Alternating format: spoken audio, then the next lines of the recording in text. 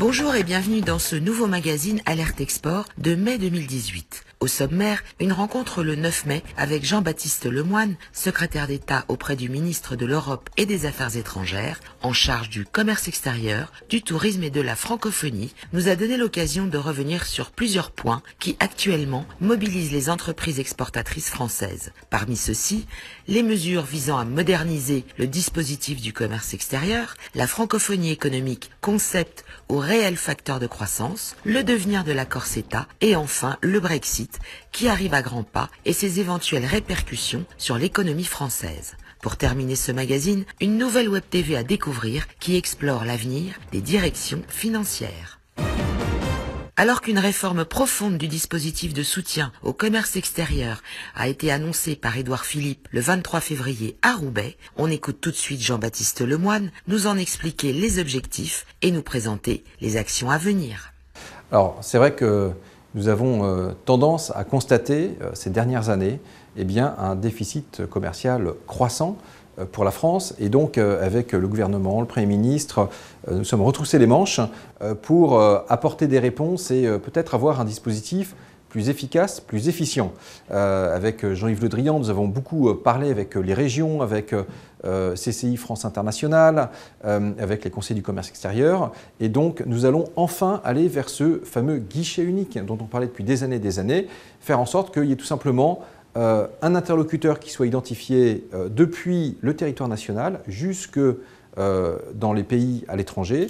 Et donc, nous allons avoir très clairement, sur le territoire national, un rapprochement des régions avec également Business France et la Chambre de commerce et d'industrie pour avoir vraiment des équipes qui seront dans des mêmes locaux, qui vont pouvoir travailler ensemble avec un logiciel, finalement ce qu'on appelle un peu un CRM, vous savez, en bon français, les logiciels qui permettent d'avoir un suivi de toutes les actions entreprises par différents interlocuteurs pour une même entreprise. Et puis à l'étranger, il y aura également une rationalisation du réseau de Business France et des chambres de commerce pour faire en sorte que les uns et les autres ne se marchent pas sur les pieds dans un pays, mais qu'il y en ait clairement un qui soit pilote et naturellement nous aurons vocation à nous assurer que le service public, je dirais, qui est assuré de l'export soit de qualité.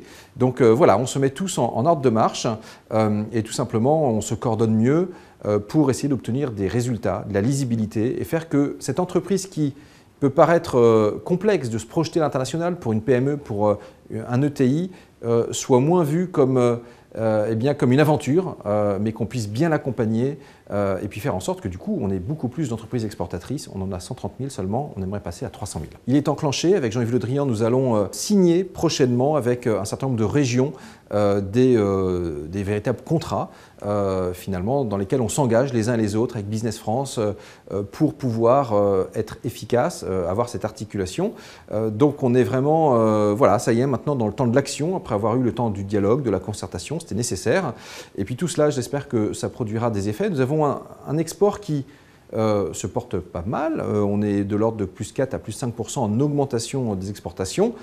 Maintenant, nous avons aussi un défi, c'est faire en sorte que peut-être le dynamisme de nos importations soit moins grand parce que beaucoup de choses maintenant, effectivement, viennent de l'extérieur parce qu'on paye aussi cash, j'ai envie de dire, 20 ans de désindustrialisation. Et de ce point de vue-là, les mesures d'attractivité qu'a pris le gouvernement à l'initiative d'Emmanuel Macron ne peuvent que favoriser aussi, je crois, une reprise industrielle, une reprise économique qui rééquilibrera aussi la balance commerciale.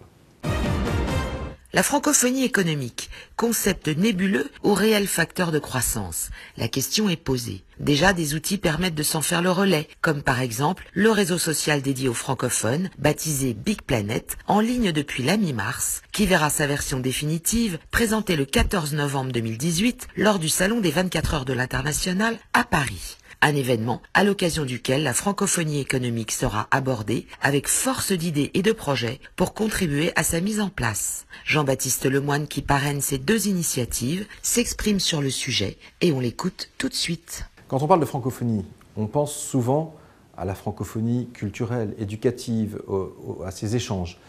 Mais il y a également toute une dimension qui, je le crois, doit être confortée, musclée, c'est la francophonie économique. Parce que la francophonie, c'est un espace de 84 États et gouvernements Et le fait d'avoir la même langue peut faciliter considérablement les échanges, y compris les échanges commerciaux. C'est plus facile, en ayant la même langue, de pouvoir négocier, discuter, parvenir à des accords. Et donc, il est important que la francophonie économique soit toujours plus importante et structurée.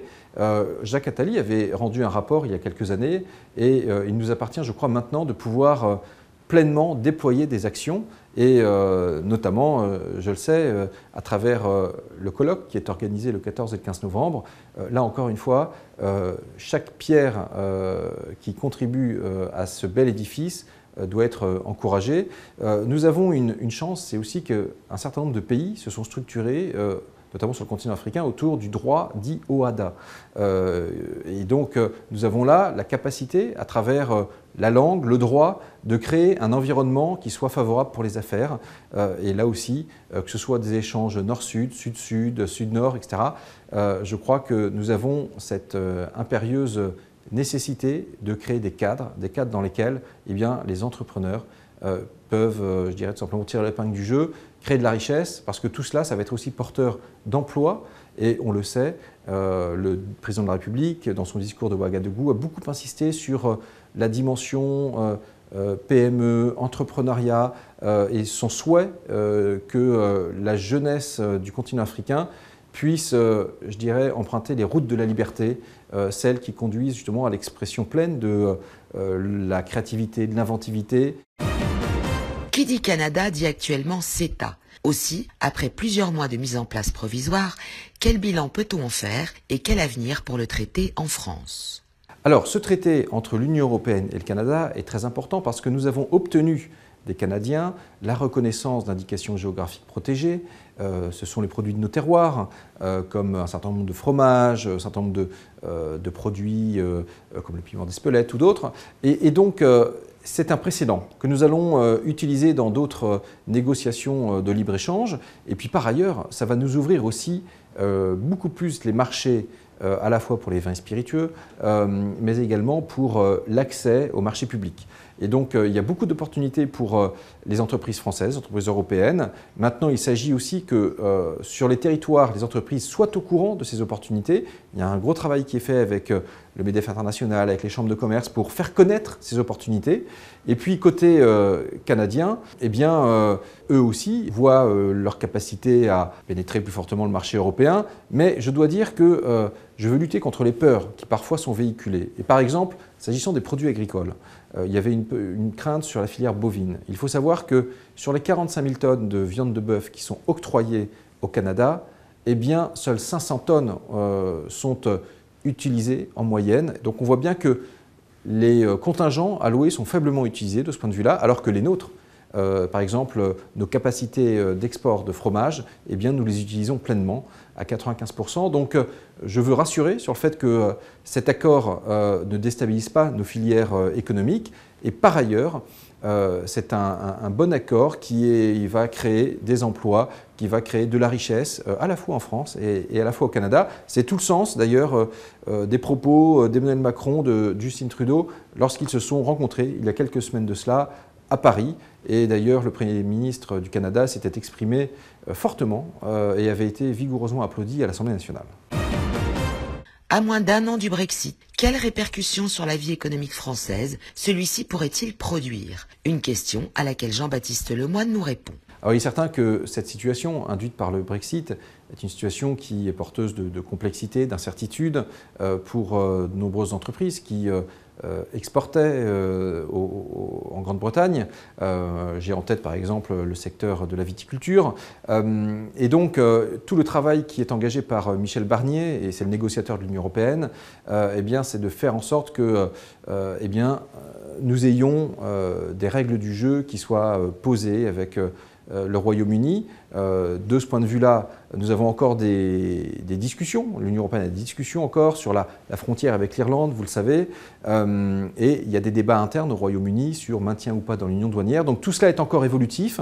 Mais ce qui est sûr, c'est que ça crée effectivement un changement de donne que les entreprises vont devoir s'adapter et notre rôle en tant que pouvoir public, c'est de les accompagner au mieux pour faire en sorte que, naturellement, tout cela puisse rester fluide parce que le Royaume-Uni sort de l'Union européenne, mais nous souhaitons conserver des relations proches à tous égards avec cet allié important. Toutes ces interviews sont à retrouver sur bigplanet.com.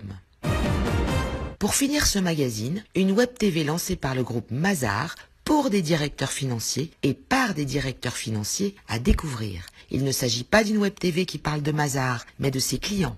Baptisée The Next CFO, cette web TV unique en son genre vous propose une immersion dans les directions financières de demain. Merci de nous avoir suivis et rendez-vous le mois prochain.